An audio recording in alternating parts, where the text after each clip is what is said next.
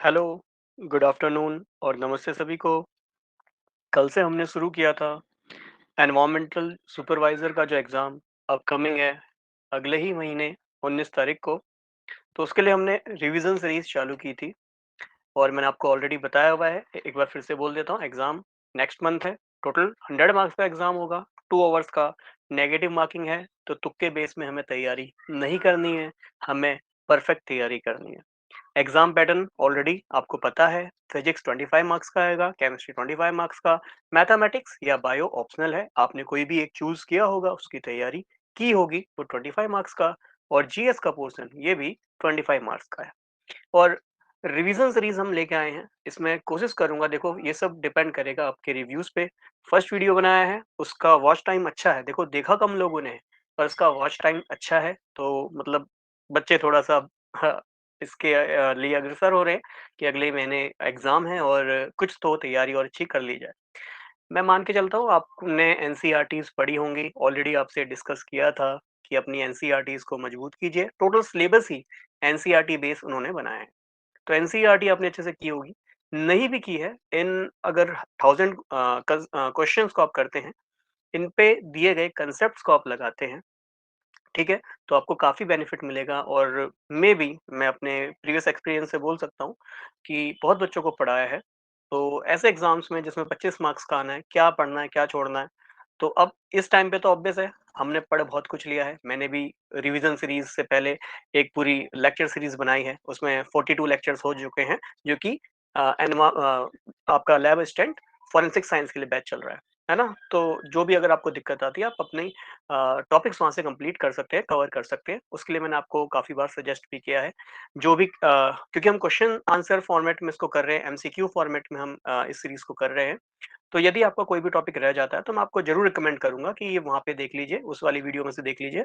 तो अगर जिन्होंने बिल्कुल भी नहीं पढ़ा है, तो मैं उनसे कहूँगा, देखो ये टाइम में आप कॉम्पिटिशन से बहुत पीछे हैं, बट फिर भी आपके मान लीजिए किसी भी कारणवश तैयारी नहीं हुई, या फिर आपका एक सब्जेक्ट स्ट्रॉन्ग है, मान लीजिए आपका मैथमेटिक्स स्ट्रॉन्ग है, 25 मार्क्स के लिए बिल्कुल तैयार है, 25 में से आपके 20 आने के चांस बनते हैं। फिजिक्स थोड़ी बहुत तैयार है, केमिस्ट्री भी थोड़ी बहुत तैयार है, तो आपके पास अभी भी बहुत सफिशिएंट टाइम है। आप जो लेक्चर सीरीज़ ऑलरेडी रिकॉर्डेड हैं, वो भी आप देख सकते हैं।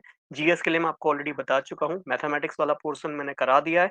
जिन टॉपिक में से क्वेश्चन मेजरली पूछे जाते हैं, वे क्वेश्चंस मैं वहाँ पे करा चुका हूँ। और इसके अलावा मैंने आपको बेसिक मैथमेटिक्स वाला पोर्शन, बेसिक कंप्यूटर एप्लीकेशन वाला पोर्शन, ज्योग्राफी हो गया, पॉलिटी हो गया, हिस्ट्री की वीडियो में जो है मैंने बोला था नेक्स्ट संडे को हिस्ट्री का जो मॉडर्न हिस्ट्री के क्वेश्चंस हमसे पूछे जाते हैं, वो वीडियो सीरीज़ भी मैं लेके आ जाऊँगा, ठीक है? तो मतलब ये है कि देखो, छोड़ के जाने का कोई बेनिफिट नहीं है। तुक्के में हमारा सिलेक्शन नहीं होने वाला, ये तो पक्का है। क्योंकि सीट्स लिमिटेड हैं, ओनली 53 सीट्स हैं। आप देखिए फॉर्म बहुत ही लार्ज वे में भरे गए हैं, है ना? काफ़ी बच्चों ने ये एग्ज़ाम के लिए ऑब्वियस बात है फॉर्म भरा है। तो तुक्का बेस पे तो एग्जाम नहीं होने वाला। और मैंने बताया था, अगर सेफ स्कोर चाहते हो तो 100 में से 80 का 80 नेट करेक्ट क्वेश्चन का आपका टारगेट होना चाहिए। और वो जब भी होगा ऑब्वियस, अगर आप 1 महीने भी अच्छे से तैयारी करते हैं, 2-2 3-3 घंटे आप हर टॉपिक को दीजिए। फिजिक्स अगर आपका कमज़ोर है, तो उसको 2 से 3 घंटा दीजिए। सेम केमिस्ट्री को, अगर मैथमेटिक्स स्ट्रॉन्ग है, क्योंकि ज़्यादातर मैं देखता हूँ मैथमेटिक्स साइंस वाले बच्चों का स्ट्रॉन्ग होता है, उत्तराखंड बोर्ड से बड़े वाले बच्चों का भी मैथमेटिक्स स्ट्रॉन्ग होता है, बट फिजिक्स केमिस्ट्री थोड़ा-सा उनका डामाडोल होता है ना? तो कोई बात नहीं, अगर आपका मैथमेटिक्स अच्छा है, तो उसको कम टाइम देके बाकी फिजिक्स, केमिस्ट्री और जीएस वाले पोर्शन पे मेहनत कर सकते हैं, है ना?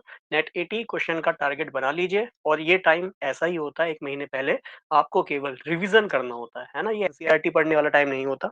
इसलिए अपनी तरफ से मैंने भी पहल करी है कि 1000 क्वेश्चन वाली सीरीज़ लेके आऊँ। देखो 1000 में से मैं ये नहीं कहता सारा इसी में से आएगा, है ना? अनप्रेडिक्टेबल होता है कोई भी पेपर, बट हाँ, करके जाओगे क्वेश्चंस तो वही बहुत कॉन्फिडेंस रहेगा एग्ज़ाम में।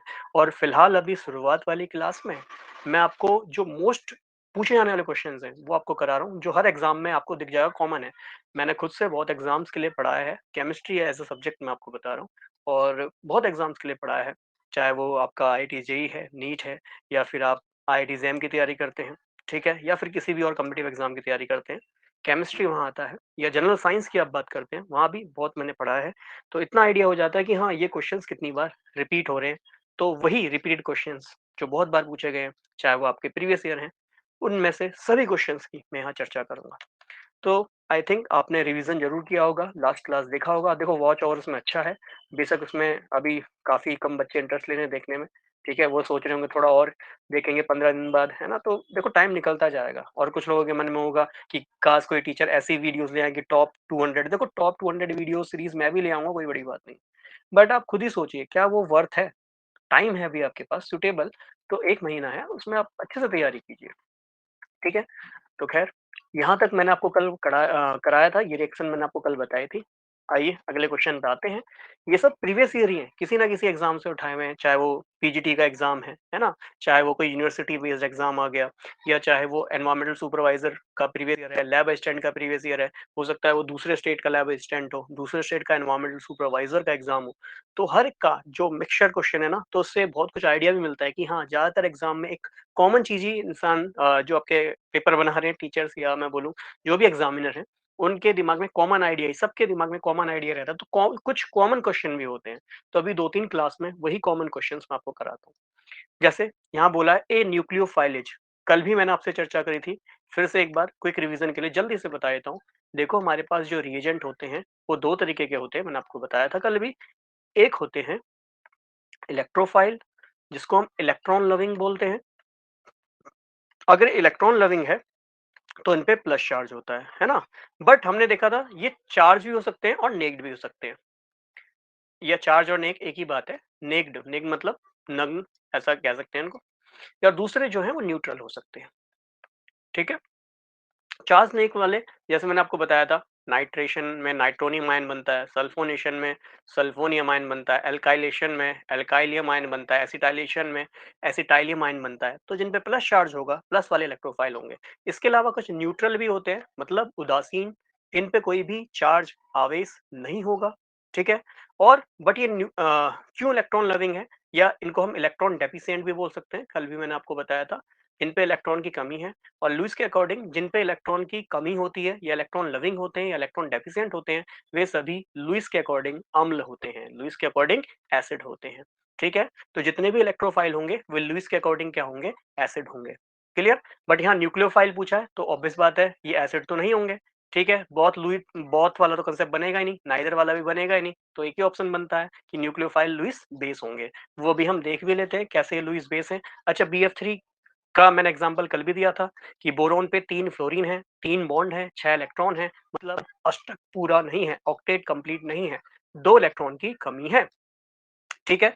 तो दैट मीन्स ये इलेक्ट्रॉन गेन कर सकता है, इलेक्ट्रॉन ले सकता है ना? तो इलेक्ट्रॉन डेफिशिएंट है, या मैं बोल सकता हूँ इलेक्ट्रॉन गेन कर सकता है। ये सारी बातें इसके लिए वैलिड होती हैं, ठीक है? जैसे AlCl3 आपको देखने को मिल जाएगा, BH3 आपको देखने को मिल जाएगा, ठीक है? तो ये सारे लुईस के अकॉर्डिंग एसिड होंगे, अम्ल होंगे।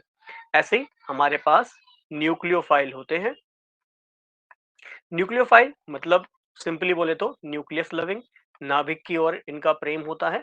नाभिक में जनरली प्रोटॉन होते हैं, अगर प्रोटॉन पे प्लस चार्ज है तो प्लस की ओर आकर्षित हो रहे हैं, क्यों? क्योंकि इन पे माइनस चार्ज होगा।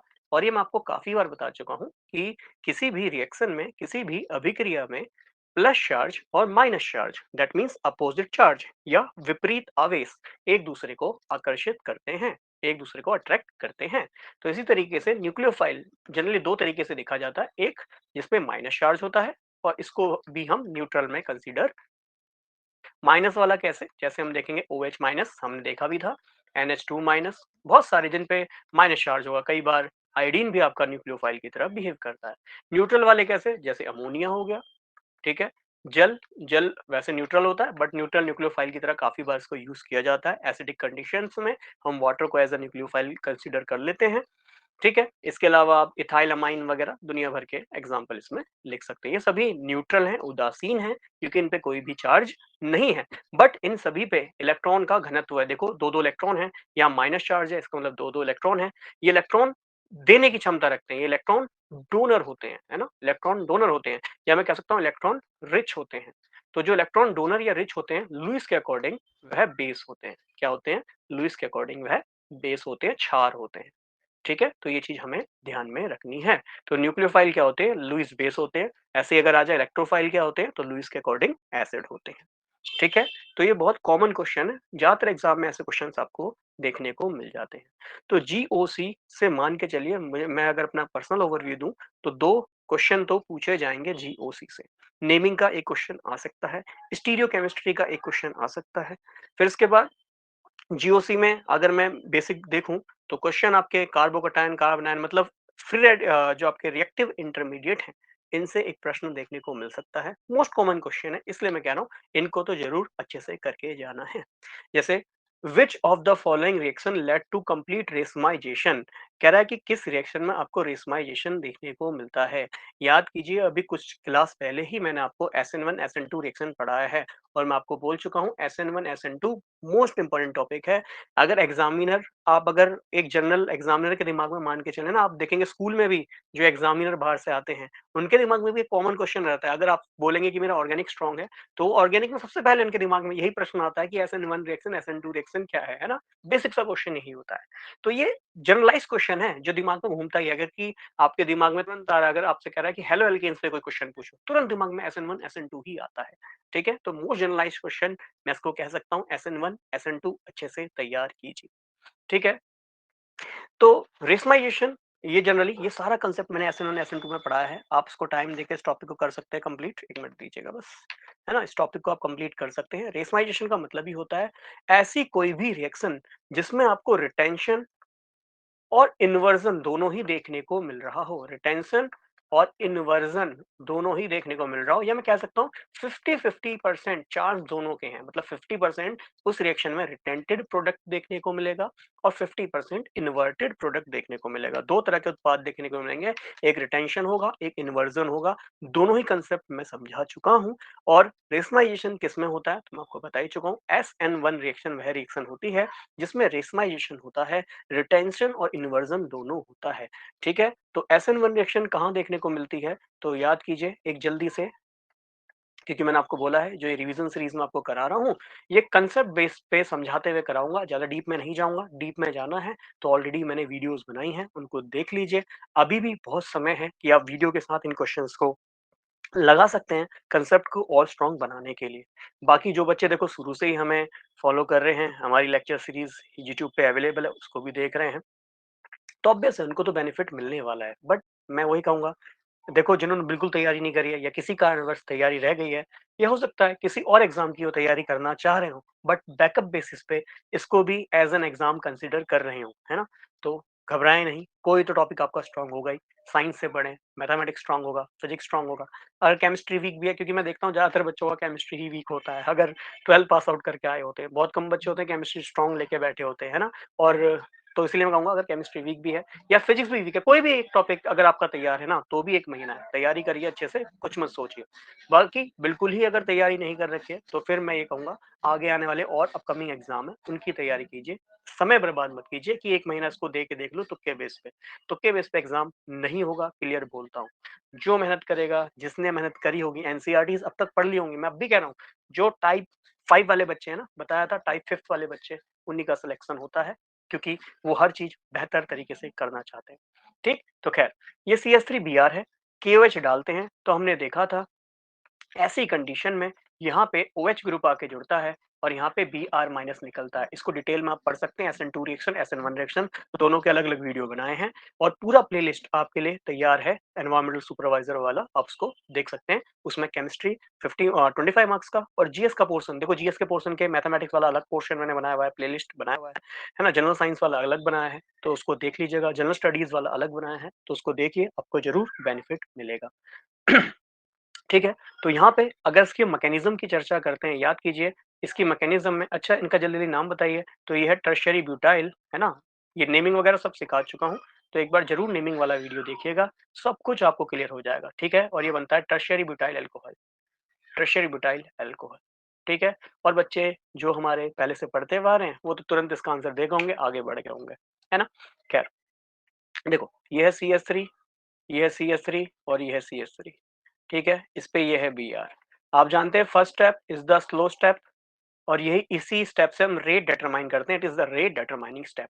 इसमें जो हमारा लिविंग ग्रुप है वह लीव हो जाता है, वह लीव हो जाता है, तो Br 2 इलेक्ट्रॉन लेके लीव आउट होगा। याद है ट्रांजिशन स्टेट वगैरह, ग्राफ वगैरह बताया था, ग्राफ से भी क्वेश्चन पूछा जा सकता है, कोई बड़ी बात नहीं है। ठीक है, तो ये हमारा टर्शरी कार्बोकैटायन बन गया। ऐसा कार्बन जिसपे 3 ग्रुप हों तो उसको हम टर्शरी कार्बोकैटायन कहेंगे, या टर्शरी कार्बोनियम आयन भी कह सकते हैं। कार्बोकैटायन को कार्बोनियम आयन भी कह सकते हैं, कोई बड़ी बात नहीं है। तो SN1 रिएक्शन में आपको बताया था कि कार्बोकैटायन की स्टेबिलिटी को चेक कर लेना, हमने लास्ट वीक एग्जांपल किया था। बट यहाँ पे कंडीशन ये है कि जो कार्बोकैटायन बना है, हम सभी जानते हैं जो कार्बोकैटायन होता है इसका संकरण sp2 होता है। ये कार्बोकैटायन है, इस पे 3 ही बॉन्ड हैं, 3 का मतलब इसका संकरण sp2 है। sp2 है, इसके बाद इसके पास एक p ऑर्बिटल खाली है। अगर p ऑर्बिटल खाली है तो KOH हम सभी जानते हैं, KOH एक क्या है, बेस है, क्षार है, और क्षार का काम होता है हाइड्रोक्साइड आयन देना, OH माइनस देना। ठीक है, जैसे ही OH माइनस आयन देगा तो ये OH माइनस इधर से भी इलेक्ट्रॉन दे सकता है और इधर से भी इलेक्ट्रॉन दे सकता है। अब काफी बच्चों के दिमाग में फिर आएगा कि सर ये माइनस है, माइनस और माइनस तो रिपल्सन करेंगे, बट मैं आपको बता देता हूँ OH पे माइनस चार्ज है, इस पे आवेश है माइनस, और ये ऑर्बिटल है, ऑर्बिटल के फेज होते हैं, चार्ज नहीं है, फेज है। जिस तरीके से हम जानते हैं orbital are the wave function, orbital 3 विमाओं वाले वेव फलन होते हैं, जिनमें तरंग फलन होते हैं, जिसमें इलेक्ट्रॉन की पाए जाने की प्रायिकता अधिकतम होती है। That means orbitals are the 3 dimensional wave function in which probability of finding the electron is maximum. तो बेटा ये वेव के फेज है, ये चार्ज नहीं है। आप जानते हैं वेव ऊपर की ओर जाती है तो प्लस फेज वाली होती है, और नीचे की ओर आती है तो माइनस फेज वाली होती है। साइंस सब पढ़ के आए हैं, इतना बेसिक तो हमें कंसेप्ट पता होता है। अब ये फेज है, चार्ज नहीं है, तो दैट मीन्स इलेक्ट्रॉन इस वाले फेज में भी हो सकता है और इस वाले फेज में भी आ सकता है, और डिपेंड करता है कि इसका ऑर्बिटल किस फेज का है। अगर ये प्लस फेज वाला होगा तो प्लस साइड से जुड़ जाएगा, और माइनस फेज वाला होगा तो माइनस साइड से जुड़ जाएगा, और दोनों साइड से जुड़ने की प्रोबेबिलिटी 50-50 है। अब ध्यान से सुनना कि अगर ये जो OH ग्रुप है, इनकमिंग ग्रुप है, ये बैक साइड आके जुड़ता है, देखो पीछे से आके जुड़ रहा है, या फिर ऐसी पॉसिबिलिटी भी हो सकती है कि ये OH ग्रुप फ्रंट साइड से आके जुड़े। ठीक है, दोनों ही पॉसिबिलिटी हो सकती है। अब हमें मेन बात यहाँ ध्यान में रखनी है, मैं ऑलरेडी इस कंसेप्ट को आपको समझा चुका हूँ कि जिस साइड मेरा ये लिविंग ग्रुप है, देखो Br हमारा इलेक्ट्रॉन लेके निकल रहा है, एक लिविंग ग्रुप है। ठीक है, अब ये लिविंग ग्रुप जिस साइड होगा, अगर इनकमिंग ग्रुप उसी साइड से आ जाए, है ना, देखो इस साइड राइट साइड में है और OH भी राइट साइड से ही आ रहा है ना, तो इसको हम कहते हैं रिटेंशन ऑफ कॉन्फिगरेशन। इसको हम कहते हैं रिटेंशन। रिटेंशन का मतलब जैसा था वैसा ही दिख रहा है, Br जिस साइड था OH भी उस साइड दिख रहा है। और अगर जिस साइड हमारा लिविंग ग्रुप है उसके अपोजिट साइड में OH आके जुड़ जाए, इट इज कॉल्ड इन्वर्जन। ठीक है, इसे हम इन्वर्जन ऑफ कॉन्फ़िगरेशन कहते हैं। तो OH अपोजिट साइड में है तो यहाँ इन्वर्जन हो रहा है। तो ऐसा देखा जाता है लगभग दोनों होने का 50-50% चांस है, 50-50% चांस है। और ऐसी रिएक्शन जिसमें 50-50% चांस हो इन्वर्जन और रिटेंशन होने का, इसी को हम रेसमाइजेशन कहते हैं। तो रेसमाइजेशन क्या होता है, it is an equimolar mixture of R and S form. इसको हम आर फॉर्म कह रहे हैं तो इसको हम इसकी एस फॉर्म कह सकते हैं। आर एस नहीं समझ में आया छोड़ दो, क्योंकि 12th बेस का एग्जाम है, आर एस समझने की जरूरत नहीं है। आप ऐसे समझ लो कि OH लिविंग ग्रुप के अगर सेम साइड आ रहा है रिटेंशन कहूंगा, अगर अपोजिट साइड आ रहा है तो उसको इन्वर्जन कहूंगा। बाकी आर एस बेसिस पे अभी हमें इस वक्त समझने की आवश्यकता नहीं है। 12th बेस पे मुझे नहीं लगता पर्सनली कि आर एस आएगा। हाँ, जो BSc लेवल स्टैंड की तैयारी कर रहे हैं उनके लिए आर एस आ सकता है, वो आर एस को एक बार तैयार कर लें, है ना। रेक्टस और सिनिस्टर हमें पता है प्रायोरिटी देते हैं, ये सब मैंने आपको सिखाया है स्टीरियोकेमिस्ट्री वाली वीडियोस में, सब बताया है कि किस तरीके से हम प्रायोरिटी प्राथमिकता देते हैं। कैहन इंगोल्ड प्रीलॉग रूल, CIP रूल पढ़ाया था, उसमें कैसे प्रायोरिटीज देते हैं और कैसे हम RS कॉन्फ़िगरेशंस को निकालते हैं। ठीक है, चलिए आगे देखते हैं। कह रहा है which of the following process involve inversion of configuration. कह रहा है किस में आपको इन्वर्जन देखने को मिलेगा। तो इन्वर्जन का मतलब क्या होता है कि जिस साइड लिविंग ग्रुप है उसके उल्टी साइड आ जाए, अभी पढ़ा ना, और ये हमें देखने को मिलता है SN2 रिएक्शन में। अच्छा, बट यहाँ पे एक चीज ध्यान में रखनी है, हमें ना ऑप्शन थोड़ा सा देखो अजीब बना के दे दिया। इसमें लिखा है कि प्रोसेस इन्वॉल्व इन्वर्जन, इसने कहीं नहीं लिखा कंप्लीट इन्वर्जन, इसने लिखा है कि किस प्रोसेस में इन्वॉल्व होता है इन्वर्जन, है ना। तो भाई SN1 में भी होता है, SN2 में भी होता। बट अगर यहाँ बोल देता, देखो पूछे जाने की परिभाषा ये हो सकता है, इसमें आंसर एग्जामिनर ने या बाद में बोर्ड जो भी है जिस एग्जाम में पूछा गया SN2 एग्जाम्पल या बी ऑप्शन भी इसका आंसर दिया हो। बट अगर क्वेश्चन को पढ़ो ना, इसने बोला है process involve inversion of configuration, तो हमने देखा SN1 में तो हो ही रहा है, SN2 में तो 100% होता है। अगर यहाँ लिखा रहता है फॉलोइंग प्रोसेस हैविंग कंप्लीट, है ना, कंप्लीट अगर लिखा रहता है इन्वर्जन ऑफ कॉन्फ़िगरेशन, अगर कंप्लीट लिखा रहता तब तो मैं SN2 को सही आंसर मान सकता था, है ना? बट यहाँ बोला है कि किन-किन प्रोसेस में होता है, तो SN1 में भी होता है, SN2 में भी होता है। SN2 में एक बार जल्दी से देख लेते हैं। तो SN2 रिएक्शन हमने देखी थी। जैसे ये है हमारा मिथाइल अगर ब्रोमाइड है, ठीक है? थोड़ा-सा गला खराब है, आई एम सॉरी। तो इसमें मैं एक्वस क्यूएच भी ले सकता हूँ और मैंने बताया था आपकी इच्छा, आप यहाँ अल्कोहलिक क्यूएच भी ले सकते हैं, डिपेंड करता है ना? अगर मान लो यहाँ 2 इथाइल ब्रोमाइड ले लोगे, तब अल्कोहलिक क्यूएच लेने पे खेल बदल जाएगा और बीटा एलिमिनेशन भी प्रोडक्ट हमें मिलेगा, है ना? तो वहाँ पे फिर हमें देखना पड़ेगा कौन कितने परसेंट में मिलता है। खैर, यहाँ पे हम देखेंगे SN2 रिएक्शन फॉलो होगी, यहाँ भी हमें अल्कोहल ही मिलेगा जिसका नाम हम मीथेनॉल कह सकते हैं या मिथाइल अल्कोहल कह सकते हैं, कॉमन नेम ये हो गया मिथाइल ब्रोमाइड। ठीक है? और ये हो जाएगा मिथाइल अल्कोहल। इसकी मैकेनिज्म, इसकी क्रियाविधि की बात करें तो हमने देखा था सिंगल स्टेप मैकेनिज्म होता है, ठीक है? जिसमें सबसे पहले आपका एक KOH है, ये ब्रेक होता है और ये आपको देता है K प्लस और OH माइनस, ठीक है? इसके बाद देखो पूरा डिटेल में पढ़ लीजिए ग्राफ के साथ SN2 SN1 रिएक्शन पढ़ाया है और जब मैं बोल रहा हूँ वेरी इंपॉर्टेंट है तो ये बहुत इंपॉर्टेंट बनता है। अगर काफ़ी बच्चों को लगेगा इस एग्ज़ाम में नहीं आया तो बेटा जी आपका आगे भी एग्ज़ाम है, आपका BSc लैब असिस्टेंट का एग्ज़ाम भी है, आपका जो है लैब असिस्टेंट हायर एजुकेशन का भी एग्जाम है, तो किसी ना किसी में तो टॉपिक पूछेगा, बट पूरे चांस बनते हैं कि हाँ 25 मार्क्स में अगर डालना है ना एग्जामिनर क्वेश्चन, तो ऑब्वियस है जब जीओसी हमारे सिलेबस में है तो क्वेश्चन यहाँ से बनना लाजमी है। तो ओ एच माइनस है, कहाँ अटैक करेगा, माइनस है तो प्लस पे ही अटैक करेगा, बी आर 2 इलेक्ट्रॉन लेके निकल जाएगा। तो आप देखेंगे ऐसे केस में ओ एच है, ये ऐसे बॉन्ड बनाएगा कार्बन से, ठीक है? और यहाँ पे पी आर जो लिविंग ग्रुप है लीव हो जाएगा, ये है इसकी ट्रांजिशन स्टेट, संक्रमण अवस्था। याद है ये वो स्टेट होती है जहाँ पे बॉन्ड का बनना या फिर बॉन्ड का टूटना या फिर दोनों एक साथ हो रहे हो, है ना? बॉन्ड का बनना टूटना भी एक साथ हो सकता है, इसी को हम इसकी ट्रांजिशन स्टेट कहते हैं, संक्रमण अवस्था कहते हैं, ठीक है? अब OH देखो हमेशा बैक साइड से आएगा, रीजन मैंने ऑलरेडी दिया था कि बेटा जी ये होता है बॉन्डिंग ऑर्बिटल और एंटी बॉन्डिंग इसके जस्ट अपोजिट मौजूद होगा। बॉन्डिंग में ऑलरेडी 2 इलेक्ट्रॉन मौजूद हैं, तो भाई बॉन्डिंग में आके तो इलेक्ट्रॉन नहीं देगा, ऑलरेडी 2 इलेक्ट्रॉन है, माइनस का मतलब 2 इलेक्ट्रॉन है, ये तो इसके साथ रिपल्सन नहीं करेगा, तो मजबूरन इसको इलेक्ट्रॉन कहाँ देना पड़ेगा? एंटी बॉन्डिंग में देना पड़ेगा और बॉन्डिंग का जस्ट उल्टा होता है एंटी बॉन्डिंग, तो इसको ऐसे करके याद कर लो कि जिस साइड बॉन्डिंग होगा उसके जस्ट उल्टी साइड में एंटी बॉन्डिंग मौजूद होगा, इसलिए माइनस कहाँ आएगा? इस खाली एंटी बॉन्डिंग में आएगा, जिसकी वजह से बॉन्डिंग दूर भागेगी और एंटी बॉन्डिंग अब बॉन्डिंग में कन्वर्ट हो जाएगी, है ना? क्योंकि ये बॉन्ड बना लेगा इसलिए बॉन्डिंग में कन्वर्ट हो जाएगी।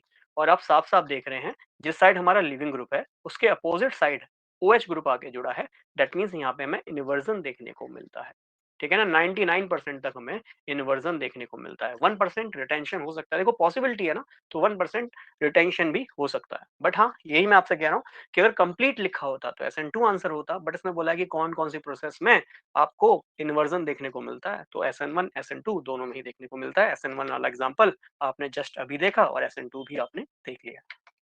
आगे देखते हैं which one of the following is most stable, इनमें सबसे अधिक स्टेबल कौन होगा। देखो ये जो क्वेश्चन है इसमें ये क्वेश्चन आपसे दो चीजें टेस्ट करता है ना? देखो इस तरह के क्वेश्चन एक तो आपकी एरोमेटिसिटी वाले कंसेप्ट को चेक करता है और साथ में देखो कार्बोकैटायन तो चेक कर ही रहा है ना? कार्बोनियम आयन इसको भी चेक कर रहा है कि भाई कार्बोनियम आयन को आता है कि नहीं, है ना? तो दोनों ही चीजें यहाँ चेक हो जा रही हैं और बेसिक क्वेश्चन ये एरोमेटिसिटी का ही है। कह रहा है कि इसमें सबसे अधिक स्टेबल प्लस चार्ज कहाँ होगा, तो देख लेते हैं। अगर मैं बात करूं इसकी तो यहाँ पे क्या है देखो, एक पाई बॉन्ड मतलब 2 पाई इलेक्ट्रॉन है, ठीक है? 2 पाई इलेक्ट्रॉन है। आते हैं जल्दी से हकल्स के रूल पे, ठीक है? हकल्स रूल पे, अच्छा इसको अच्छे से पढ़ते हैं। देखो चलो हकल्स रूल से इसको पढ़ने की कोशिश करते हैं, ठीक है? हालांकि मैं इसको लास्ट में ही बोलता, बट हकल रूल को ही देखो। हकल रूल क्या कहता है कि इलेक्ट्रॉन सिस्टम दो तरीके का हो सकता है, एक हो सकता है 4n+2 पाई इलेक्ट्रॉन सिस्टम, ठीक है? और एक हो सकता है 4 पाई इलेक्ट्रॉन सिस्टम, दो तरह के इसने फॉर्मूले दिए ऐसा मान लीजिए, ठीक है? दोनों में कॉमन बात है कि अगर आपको कोई भी चीज अगर 4n+2 पाई सिस्टम को फॉलो कर रहा है तो ये एरोमेटिक होगा, अगर 4 पाई इलेक्ट्रॉन को फॉलो कर रहा है तो ये एंटी एरोमेटिक होगा, ठीक है? और जो एरोमेटिक होते हैं दुनिया के सबसे स्टेबल कंपाउंड होते हैं, तो अगर एरोमेटिक दुनिया के सबसे स्टेबल हैं तो एंटी मतलब इसका उल्टा, तो अगर ये स्टेबल हैं सबसे अधिक स्टेबल माने जाते हैं तो एंटी एरोमेटिक बहुत ही ज़्यादा अनस्टेबल होंगे, ऑब्वियस है, एंटी मतलब जस्ट इसका उल्टा है, ठीक है? और दोनों की एक कॉमन बात है कि अगर ये कंपाउंड एरोमेटिक या एंटी एरोमेटिक होंगे, तो उनमें एक चीज़ होनी चाहिए क्या? कि ये साइक्लिक होने चाहिए, साइकिल में होने चाहिए और कंजुगेटेड होने चाहिए। कंजुगेटेड का मतलब एक को छोड़कर एक सिंगल डबल बॉन्ड मौजूद हो। इसको हम कहते हैं अल्टरनेट सिस्टम, ठीक है? एक को छोड़कर एक सिंगल डबल बॉन्ड जहाँ भी मौजूद होते हैं, इसको हम कहते हैं अल्टरनेट पाई सिस्टम कि पाई बॉन्ड है, फिर सिंगल बॉन्ड, फिर डबल बॉन्ड, फिर सिंगल बॉन्ड, फिर डबल बॉन्ड, ठीक है? और आप सभी जानते हैं डबल बॉन्ड में एक सिग्मा तो दूसरा पाई। ये सिग्मा है, सिग्मा और पाई। फिर ये सिग्मा है, सिग्मा और पाई। बहुत सिंपल सा फंडा है, ठीक है? तो ये साइक्लिक है और साथ में यह कंजुगेटेड होना चाहिए, ठीक? तो ये रूल नंबर 1 मान लेता हूँ, ये इसके लिए रूल नंबर 1 और 2 और 3 मान लो इनका कॉमन है। वैसे हालाँकि सबसे पहले यही चेक करो कि साइक्लिक है कि नहीं, कंजुगेटेड है कि नहीं, है ना? फिर उसके बाद चेक करो क्या यहाँ पे संकरण sp2 है? हाँ, कई बार ऐसा होता है कि sp2 होने के बाद भी वो एरोमेटिक नहीं होता। हमने उसमें एग्ज़ाम्पल COT साइक्लोऑक्टा टेट्राईन का देखा था, कॉट का एग्ज़ाम्पल देखा था। वह प्लेनर नहीं होता, sp2 हो या ना हो, प्लेनर हो ये जरूर चेक कर लेना, है ना? प्लेनर, एक प्लेन पे मौजूद हो, एक सतह पे मौजूद हो, ये हमें चेक करना है। आते हैं एग्जाम्पल नंबर 1 पे, ठीक है? अच्छा, एक कुछ चीज़ और देख लेते हैं। अगर n की वैल्यू मैं 0, 1, 2, 3 ऐसे पुट करता हुआ चलूँ, तो सर अगर मैं n की वैल्यू 0 पुट करूँगा तो 4 इंटू 0 प्लस 2 मतलब कितने इलेक्ट्रॉन सिस्टम बनेगा? 2 पाई इलेक्ट्रॉन सिस्टम बनेगा। n की वैल्यू 1 रखने पे फॉर्मूला 6 पाई इलेक्ट्रॉन सिस्टम बन जाएगा। 2 रखने पे 10 पाई इलेक्ट्रॉन सिस्टम बन जाएगा। 3 रखने पे 14 पाई इलेक्ट्रॉन सिस्टम बन जाएगा। 14 पाई इलेक्ट्रॉन सिस्टम बन जाएगा। 4 रखने पे 18 पाई इलेक्ट्रॉन सिस्टम बन जाएगा। बहुत सरल है। अगर अगर यह एंटी एरोमेटिक है तो ऑब्वियस बात है n की वैल्यू ऑफ 1 2 3 रखना शुरू करें, ठीक है? 1 2 3 4 रखना शुरू करें। 1 रखेंगे तो ये बन जाएगा 4 पाई इलेक्ट्रॉन। 2 रखने पे 8 पाई इलेक्ट्रॉन, ठीक है? 3 रखने पे 12 पाई इलेक्ट्रॉन। तो 4 का पहाड़ा बन जाएगा, तो आपको साफ-साफ दिख ही रहा है, ठीक है? कहाँ भागने की हो रही है भाई? 1 मिनट देना भाई। चलिए, तो यहाँ पे मैं देख पा रहा हूँ एक ही पाई बॉन्ड मौजूद है, ठीक है? अच्छा, मुझे इसका नेम बताना चाहें तो नेम भी बता सकते हैं। ये है साइकिल तो साइक्लो हो जाएगा, 3 कार्बन तो प्रोप हो जाएगा और फिर ईन है, फिर आइल है, फिर ईएम है ना? क्योंकि यहाँ पे एक बॉन्ड की कमी है तो इनाइल हो जाता है और ईएम हो जाता है। तो साइक्लो प्रोपिनाइल ईएम कार्बोकैटायन इसका नेम हो जाएगा। यहाँ एक पाई बॉन्ड मौजूद है, एक पाई बॉन्ड जो बोल रहा हूँ लिखता हुआ चलता हूँ। एक पाई बॉन्ड है, एक बॉन्ड में 2 इलेक्ट्रॉन होते हैं, दैट मीन्स के पास 2 पाई इलेक्ट्रॉन है। एक बॉन्ड में 2 इलेक्ट्रॉन तो that means 2 pi electron system है। अब ये 2 पाई इलेक्ट्रॉन सिस्टम है, हाँ जी है, मतलब ये एरोमेटिक की तरफ जा रहा है। चलो और चीजें चेक करो। पहला हमें क्या चेक करना है? साइक्लिक है, हाँ जी है। कंजुगेटेड है, हाँ जी है। एक को छोड़कर एक डबल बॉन्ड मौजूद है। इसके बाद क्या ये sp2 प्लेनर है? हाँ जी, सभी का हाइब्रिडेशन निकाल के देख लो। ये सिग्मा हो गया, ये सिग्मा हो गया, ये पाई है, ये सिग्मा होगा। ड्रैगो का नियम लगा लो तो 1 2 3 सिग्मा, 3 का मतलब ये sp2 है। सिमिलरली ये भी sp2 है। यहाँ भी निकाल के देख लेना, यहाँ भी एक हाइड्रोजन मौजूद होगा। याद है कार्बन का सच्चा मित्र हाइड्रोजन होता है, तो ये भी sp2 होगा, ठीक है? और 3 sp2 कार्बन है, मतलब ये हाँ प्लेनर भी होगा कहीं हद तक, क्योंकि जब छोटी रिंग होती है ना तो कहीं ना कहीं प्लेनर मौजूद उसमें प्लेनरिटी देखने को मिलती है। 2 पाई इलेक्ट्रॉन सिस्टम है, साइक्लिक कंजुगेटेड भी sp2 भी है, तो दैट मीन्स ये कंपाउंड सर 100% एरोमेटिक है, क्योंकि ये 2 पाई इलेक्ट्रॉन सिस्टम को फॉलो कर रहा है और 2 पाई 6 पाई 10 पाई 14 पाई 18 पाई वाले सारे सिस्टम एरोमेटिक होते हैं। इस पे आ जाओ सर, इस पे देखो ये प्लस चार्ज है, सभी sp2 हैं, साइक्लिक है, हाँ जी है, कंजुगेटेड है, हाँ जी, एक को छोड़कर एक डबल बॉन्ड मौजूद है, प्लेनर है, हाँ जी है, सभी का संकरण निकाल के देखना sp2 ही आएगा। सर ये कोने पे कार्बन है, ये कोने पे कार्बन है, यहाँ भी एक कार्बन है और यहाँ भी एक कार्बन है। इस कार्बन पे सर 3 ही डंडे दिख रहे हैं, मतलब चौथा इसका सच्चा मित्र हाइड्रोजन है। मतलब ये सिंगल बॉन्ड से जुड़ा है, ये भी सिंगल बॉन्ड से जुड़ा है, ये एक सिंगल बॉन्ड और आप जानते हैं डबल बॉन्ड है तो दूसरा वाला पाई बॉन्ड होगा। तो 3 सिग्मा बॉन्ड 3 का मतलब इसका संकरण sp2 होगा। सर ये वाले का संकरण भी sp2 होगा, इसका भी निकाल के देखना sp2 होगा। सिमिलरली इसका भी sp2 होगा और ये वाला भी sp2 ही होगा। सारे sp2 हैं, प्लेनर भी है, साइक्लिक भी है, कंजुगेटेड भी है। बट इसके पास कितने पाई बॉन्ड हैं? सर इसके पास एक पाई बॉन्ड ये रहा, एक पाई बॉन्ड ये रहा। सर इसके पास 2 पाई बॉन्ड है, 2 पाई बॉन्ड है, एक बॉन्ड में 2 इलेक्ट्रॉन, तो 2 पाई बॉन्ड में 4 पाई इलेक्ट्रॉन होंगे। अगर 4 पाई इलेक्ट्रॉन है, 4 पाई इलेक्ट्रॉन सिस्टम को फॉलो कर रहा है, 4 n पाई है ना? तो 4 पाई इलेक्ट्रॉन सिस्टम को, 8 पाई इलेक्ट्रॉन सिस्टम को, 12 पाई इलेक्ट्रॉन सिस्टम को भी फॉलो करेगा, वो कैसा होगा? एंटी एरोमेटिक होगा। कैसा होगा सर? एंटी एरोमेटिक होगा। बहुत सिंपल सी बात है। आगे आते हैं। ये जो कॉम्प्लेक्स है, इस कॉम्प्लेक्स को हालांकि हम वीलैंड कॉम्प्लेक्स कहते हैं, है ना, वीलैंड कॉम्प्लेक्स। बट इतना हमें डीप में जाने की जरूरत नहीं है। डायरेक्ट ऐसे क्वेश्चंस नहीं आते कि बताओ उस कॉम्प्लेक्स का क्या नाम है। ये जब आप ज़्यादा डीप में पढ़ते हैं, अच्छी रेफरेंस वाली किताबें पढ़ते हैं, तो उसमें ये नेम आपको देखने को मिलते हैं। खैर, इसकी अगर मैं बात करूँ तो यहाँ भी देखूँगा कि यहाँ प्लस चार्ज है, अल्टरनेट सिंगल डबल बॉन्ड है, तो कुछ हद तक ये एंटी एरोमेटिक ही दिख रहा है। क्यों? क्योंकि इसके पास sir 1 pi bond, 2 pi bond, 2 pi bond, 2 pi bond का मतलब है 4 पाई इलेक्ट्रॉन, और 4 पाई इलेक्ट्रॉन वाले कैसे होते हैं? एंटी एरोमेटिक होते हैं। हालाँकि ये एंटी एरोमेटिक नहीं है, इसको हम नॉन एरोमेटिक ही कंसीडर करते हैं। बट हाँ, कुछ-कुछ एंटी एरोमेटिसिटी जैसी प्रॉपर्टी रखता है, तो एंटी एरोमेटिक भी कुछ हद तक कह सकता हूँ। ठीक है?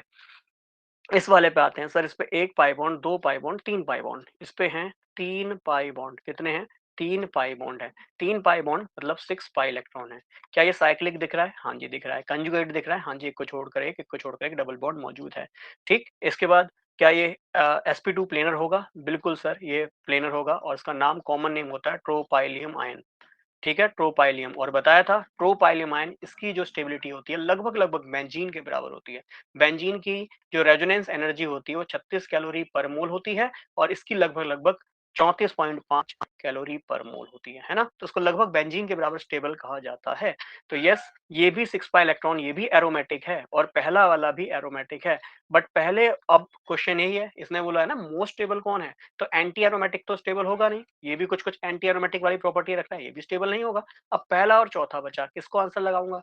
तो अगर एरोमेटिसिटी वाला अगर आपने वीडियो देखा है, तुरंत आंसर बच्चों ने लगा दिया होगा। इसका आंसर चौथा, बेस्ट ऑप्शन चौथा बनेगा। पहला और चौथा क्लैश कर रहे हैं, बट हमने देखा है फोर्थ वाला ट्रोपाइलियम आयन जो है, या इसका अगर आईयूपीएसी नेम कहना चाहो तो कह सकते हो साइक्लो हेप, 7 कार्बन तो हेप्टा, फिर ट्राईन है तो साइक्लो हेप्टा ट्राई इनाइल कार्बोकैटायन, है ना, इसका यही नेम बनेगा। तो साइक्लोहेप्टा ट्राइइनाइल कार्बोकैटायन यह ज्यादा स्टेबल है, क्योंकि इसकी रेजोनेंस एनर्जी लगभग बेंजीन के बराबर होती है। हाँ, अब रेजोनेंस एनर्जी को एनर्जी से कंपेयर मत करना। रेजोनेंस एनर्जी जिसकी ज्यादा होगी वो उतना ही ज्यादा स्टेबल होगा, ये ध्यान में रखना। ये नॉर्मल एनर्जी नहीं बोल रहा, मॉलिक्यूल की एनर्जी नहीं बोल रहा, ये उसकी रेजोनेंस एनर्जी बोल रहा हूँ। जितनी एनर्जी, मतलब जितनी एनर्जी उसने रेजोनेंस बनाने में लगाई है, उसको हम रेजोनेंस एनर्जी कहते हैं। और रेजोनेंस एनर्जी जितनी ज्यादा होती है, उतना ही मॉलिक्यूल को स्टेबल माना जाता है, स्थायी माना जाता है। क्लियर? चलो, थोड़ा डिफिकल्ट था, बट ऐसा नहीं था कि करा ही ना जाए या करे जाने योग्य ही नहीं है। ठीक है, चलिए। इसके बाद है which one of the following carbocation has highest life? किसकी हाईएस्ट लाइफ होगी? तो बताइए। देखो, ये क्वेश्चन बिल्कुल कार्बोकैटायन की स्टेबिलिटी पे है, और जब रिएक्टिव इंटरमीडिएट में आप कार्बोकैटायन पढ़ेंगे, तो कार्बोकैटायन में साफ साफ पूरी स्टेबिलिटी वगैरह सब कुछ मैंने आपसे डिफाइन की हुई है। पूरा एक टॉपिक है, देख लीजिएगा। ठीक, तो उसमें कार्बोकैटायन की स्टेबिलिटी बताई है, याद है? बेंट बॉन्ड वाला सबसे ज्यादा स्टेबल कार्बोकैटायन यही होता है, बेंट बॉन्ड वाला। ठीक है, तो ये सबसे ज्यादा स्टेबल माना जाता है, यही इसका ऑप्शन बनेगा। ठीक, अच्छा, इन चारों को यदि ऑर्डर में लगाऊं तो क्या ऑर्डर बनेगा? तो देखो, बहुत सिंपल सी बात है। अगर जिसपे ऐसे तीन तीन ये ऐसे रिंग वाला बन रहा हूं, अगर मैं उसका नेम बोलूं, तो ये है, देखो, साइक्लोप्रोपीन है ना, साइक्लोप्रोपेन, ये भी साइक्लोप्रोपेन, ये भी साइक्लोप्रोपेन। ठीक है, तो ये तीन तीन साइक्लोप्रोपेन मौजूद है, तो ट्रिस साइक्लोप्रोपेन कार्बोकैटायन इसको मैं कह सकता हूँ। ट्रिस क्यों? क्योंकि तीन है यहाँ पे, तो ट्रिस साइक्लोप्रोपेन कार्बोकैटायन कह सकता हूँ। ये बेंट बॉन्ड की वजह से स्टेबल होता है, जिसमें से ये पाई बॉन्ड टूटकर, मतलब ये जो रिंग होती है, याद है बेयरस्टेन थ्योरी पढ़ाई थी कि ये रिंग टूट जाता है और 4 मेंबर की रिंग बना लेता है और खुद को स्टेबलाइज कर देता है। ऐसे ही रिंग टूटने की पॉसिबिलिटी यहाँ से भी होती है, यहाँ से भी होती है, सिमिलरली यहाँ, मतलब बहुत सारे इसके रेजोनेंस बनते हैं, और जिसकी वजह से ज्यादा अधिक स्टेबल माना जाता है। अब मैं बोलूँ 1 2 3 4, अगर इनका स्टेबिलिटी का ऑर्डर लिखना चाहें तो क्या बनेगा, क्या ऑर्डर बनेगा? तो आप देख सकते हो, यहाँ पे 3 ऐसे रिंग मौजूद है, यहाँ पे एक मौजूद है, फिर इसके पास बेंजीन मौजूद है। हालांकि यहाँ भी ना बेंजीन ही है, इन्होंने ये लगाया नहीं ढंग से। ठीक, तो जहां भी मैंने बताया एक भी मौजूद हो जाए तो ज्यादा स्टेबल होगा, तो ऑर्डर बन जाएगा फोर्थ, देन इसके बाद थर्ड, देन इसके बाद बनेगा फर्स्ट, और सेकंड बन जाएगा, और उसके बाद बन जाएगा फर्स्ट। सेकंड फर्स्ट को एक बार जरूर क्रॉस चेक कीजिएगा। ठीक है, इनकी लगभग वैसे मैं कह सकता हूँ बराबर एनर्जी है, क्योंकि यहाँ तीन तीन बेंजीन रिंग इस कार्बोकैटायन को स्टेबल करेगा, और ये ट्रोपाइलियम खुद बेंजीन के बराबर स्टेबल होता है। ठीक है, तो एक बार 2 1 को जरा क्रॉस चेक कीजिएगा, मैंने क्या ऑर्डर आपको लिखवाया था, एक बार उस वाली वीडियो पे जाइएगा, पूरा ऑर्डर मैंने आपको लिखवाया था। ठीक है, चलिए आगे। कह रहा है टॉटोमेरिज्म। अच्छा, ये देखो कुछ क्वेश्चन आइसोमेरिज्म पे हैं। ये जनरल क्वेश्चन है जो आइसोमेरिज्म से पूछ लिए जाते हैं। आइसोमेरिज्म पूरा पढ़ाया हुआ है, डिटेल वीडियो आपको बनाया गया है, वही प्लेलिस्ट पे जाएंगे सब कुछ मिल जाएगा। बट समझते हैं टॉटोमेरिज्म कह रहा है क्या है, एक स्पेशल टाइप किसका है, चेन आइसोमेरिज्म का है, स्टीरियो आइसोमेरिज्म का है, पोजिशनल आइसोमेरिज्म का है, या फिर फंक्शनल ग्रुप आइसोमेरिज्म का है। तो याद कीजिए, आइसोमर्स, आइसोमर वे होते हैं जिनका मॉलिक्यूलर फॉर्मूला सेम होता है बट एटम्स की कनेक्टिविटी अलग अलग होती है। अगर वो स्ट्रक्चरल में अलग अलग है तो उसको हम स्ट्रक्चरल आइसोमेरिज्म कहते हैं। अगर वो थ्री डी स्पेस में अलग अलग हैं तो उसको हम स्टीरियो आइसोमर्स कह देते हैं। मैंने सब आपको ये टॉपिक पढ़ाए हुए हैं। ठीक है, तो आइसोमर्स को हम दो तरीके से बांट देते हैं, एक हो गया स्ट्रक्चरल और एक हो गया स्टीरियो आइसोमर्स। स्टीरियो आइसोमर्स, जो स्ट्रक्चरल आइसोमर्स होते हैं इसके भी टाइप होते हैं, याद कीजिए। सबसे पहला है चेन, या फिर जिसको हम न्यूक्लियर आइसोमर्स कहते हैं। सब ए टू जेड आपको बताया हुआ है। फिर इसके बाद नेक्स्ट है जिसको आप रिंग चेन आइसोमर कह सकते हैं। Ring chain isomer, ring chain isomer कह सकते हैं। ठीक है, इसके बाद पोजिशनल आप कह सकते हैं, पोजिशनल। इसके बाद फंक्शनल कह सकते हैं। 6 टाइप को पढ़ाए हैं मैंने आपको, फंक्शनल। और इसके बाद मेटामेरिज्म हो गया, मेटामेरिज्म हो गया, और लास्ट में टॉटोमेरिज्म हो गया। अब बताओ भाई टॉटोमेरिज्म किसका टाइप है। अब सारे डिटेल में पढ़ने हैं तो वही है, अगर मैं यहाँ बताऊंगा तो ऑब्वियस उसमें टाइम लगेगा। इससे बढ़िया आप खुद इसको एक बार देखिएगा। ठीक है, स्टीरियो आइसोमर, इसको हम 3D आइसोमर्स भी कहते हैं या फिर स्पेस आइसोमर्स भी कहते हैं। ठीक है, और ये स्ट्रक्चरल है। तो स्टीरियो आइसोमर्स जिसको हम 3D या स्पेस आइसोमर कहते हैं, ये दो तरह के देखने को मिलते हैं जनरली। एक हो गया ज्योमेट्रिकल आइसोमर्स, ठीक है, इसको हम सिस ट्रांस आइसोमर्स भी कहते हैं, पूरा डिटेल में पढ़ाया था। और दूसरा है आपका ऑप्टिकल आइसोमर्स। ठीक है, ऑप्टिकल आइसोमर्स, ऑप्टिकल आइसोमर्स पढ़ाया था, याद कीजिए, इसको हम डीएल फॉर्म भी कहते हैं या डीएल आइसोमर्स भी कहते हैं। ठीक है, तो टॉटोमेरिज्म किसका टाइप होगा, तो क्या ये स्टीरियो, स्टीरियो में तो है ही नहीं है, पहली बात तो ये है ही इस साइड में, स्ट्रक्चरल वाली साइड में। अब ये स्ट्रक्चरल में भी किसका टाइप बन सकता है, तो क्या ये पोजिशनल आइसोमर्स होगा, पोजिशनल आइसोमर्स नहीं होगा, चेन आइसोमर्स भी नहीं होगा। ये अगर जब इसमें कुछ दिया ही नहीं है किसका टाइप है, तो ये फंक्शनल ग्रुप का ही टाइप माना जाएगा। क्यों फंक्शनल ग्रुप का टाइप माना जाएगा, चलिए अगले एग्जाम्पल से मैं आपको समझाने की कोशिश करता हूँ। ठीक है, क्योंकि इसमें फंक्शनल ग्रुप आपको अलग अलग दिखाई देंगे, इसलिए देखो जैसे इसमें बोला है कि बताओ यहाँ कौन कौन से ऐसे मॉलिक्यूल है जो कीटो इनोल टॉटोमेरिज्म को शो करेंगे। कीटो इनोल टॉटोमेरिज्म क्या होता है, समझते हैं। पहली बात, आपका कीटोन कौन सा ग्रुप होता है, तो आप सभी को पता होना चाहिए, ये वाला आपका कीटोन ग्रुप होता है। नहीं पता है, जाइए एक बार बिल्कुल बेसिक से वीडियो ऑर्गेनिक का मैंने बनाया है ना, जहाँ पे बिल्कुल बेसिक से बताया कार्बन किस तरीके से बॉन्ड बनाता है, किस तरीके से सहसंयोजक बंध बनाता है। अभी भी टाइम है, वेस्ट मत कीजिए। टॉप 200 किसी का वीडियो आने की इंतजार में मत बैठिए। टॉप 200 होगा, बिल्कुल होगा। ऐसे ही वीडियोस, ऐसे क्वेश्चंस को लाकर यहाँ परोस दिया जाएगा, बट उनको रटने का भी कोई बेनिफिट नहीं होगा यदि आप अपने बेसिक्स पे थोड़ा भी वर्क नहीं करेंगे। थोड़ी सी तो देखो जहमत करनी पड़ेगी, सरकारी नौकरी है भैया, ऐसे ही नहीं मिलती है। ठीक है, खैर, ये हमारा कीटोन ग्रुप है। अगर मैं इस कीटोन ग्रुप को देखूं, इसको इस फॉर्म में कन्वर्ट कर दूं, तो ये इसका इनऑल फॉर्म हो जाएगा, है ना। ये इन, इन क्यों है, क्योंकि यहाँ सर डबल बॉन्ड मौजूद है। ऑल क्यों कह रहा हूँ, क्योंकि यहाँ ओ एच ग्रुप मौजूद है, तो इसको हम इनऑल कहते हैं। और इस तरह के आइसोमर्स को, अब ये आइसोमर्स क्यों है सर, आपने आइसोमर वहां भी डायरेक्ट बताया। आइसोमर वे होते हैं जिनका मॉलिक्यूलर फॉर्मूला सेम होता है। जैसे यहाँ अगर इन दोनों के कॉमन मॉलिक्यूलर फॉर्मूला की बात करूं तो ये बनेगा C3H6O। दोनों का ही मॉलिक्यूलर फॉर्मूला ये बनेगा, देख लो यहाँ भी 2 कार्बन, 6 हाइड्रोजन, 1 ऑक्सीजन। यहाँ भी देखो 3 कार्बन, नॉट 2, 3 कार्बन, 6 हाइड्रोजन। दोनों का ही मॉलिक्यूलर फॉर्मूला सेम है, बट दोनों में ही एटम्स का अरेंजमेंट अलग अलग है ना, स्ट्रक्चर अलग अलग है। इसलिए यह दोनों ही स्ट्रक्चरल आइसोमर्स का टाइप है। और इस स्ट्रक्चरल आइसोमर में भी ये टॉटोमर्स कहलाए जाएंगे, टॉटोमर्स। टॉटोमर्स क्या होता है कि जनरली ये आइसोमर ऐसे होते हैं जो आपस में इंटर कन्वर्ट होते हैं। ये किस तरीके से इंटर कन्वर्ट होंगे कि ये वाला जो हाइड्रोजन है ना, देखो CH3 था तो मैं CH3 को ऐसे लिख देता हूँ।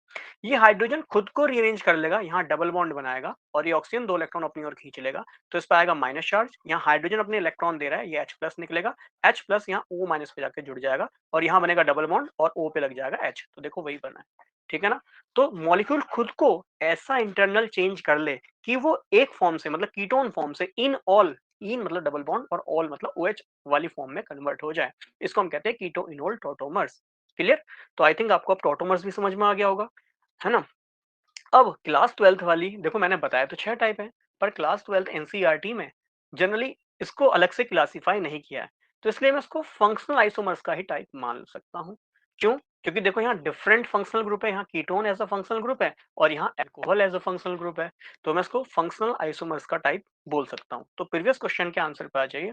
क्या चेन आइसोमर है? चेन आइसोमर क्या होता है? अभी शायद इसका भी एग्जाम्पल मैंने लिया हुआ है। तो चेन आइसोमर्स में जनरली होता है कि हमारे पास एक सिंपल चेन होती है, जैसे मान लो ये है ब्यूटेन। इसी को मैं अगर ऐसे लिख दूं, CH3 ये C, CH3 ये H और CH3, क्या ये दोनों चेन आइसोमर्स का टाइप है? हाँ जी है, ये सिंपल चेन फॉर्म में है, यही इसकी ब्रांच फॉर्म है। दोनों का अगर मॉलिक्यूलर फॉर्मूला देखूं, C4H10 बनेगा। देख लो यहाँ भी 4 कार्बन है, 3 3 6 और 4 10। यहाँ भी देखना 3 3 6 3 9 और 1 10, यहाँ भी 10 है। तो टोटल 4 कार्बन और 10 हाइड्रोजन दोनों में ही देखने को मिल रहे हैं, तो दोनों का ही मॉलिक्यूलर फॉर्मूला सेम है, तो इसलिए आइसो है।